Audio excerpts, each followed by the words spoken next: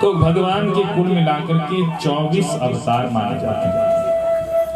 इनमें से सबसे पहला अवतार है सनक, सनंदन, सनातन और सनत कुमार, पहला अवतार।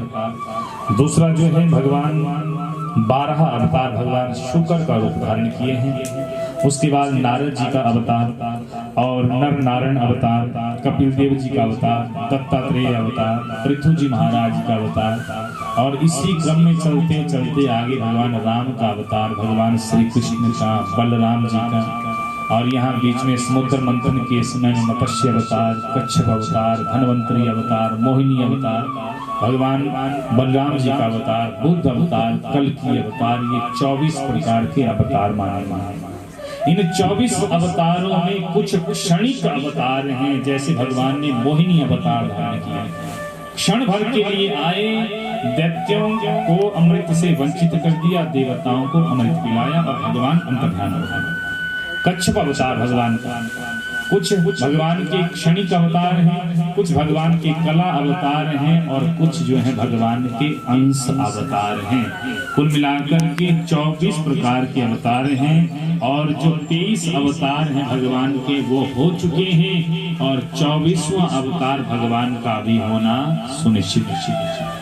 कहते हैं कि संभल ग्राम मुख्यस्य ब्राह्मणस्य महात्मनः भवने विष्णु यशसः कल्कीर प्रादुर्भविष्यति। विष्णु यश नामक ब्राह्मण के घर में भगवान जो है कल्की रूप से अवतरित होंगे।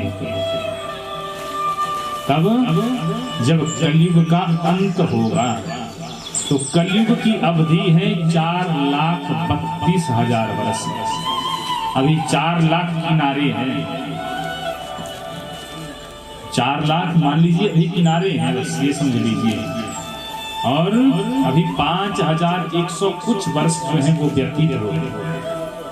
अभी लगभग 25,000 वर्ष और मान के चलिए और अनुमान लगाइए कि अभी कलयुग के मात्र स्पर्श कर रहा है।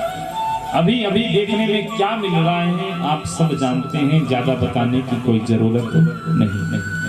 लेकिन कलयुग का जब अंत होगा तो उस समय सर्वत्र अधर्म ही अधर्म होगा, चोर, लुटेरे, हिंसा, झूठ, ये सब होगा।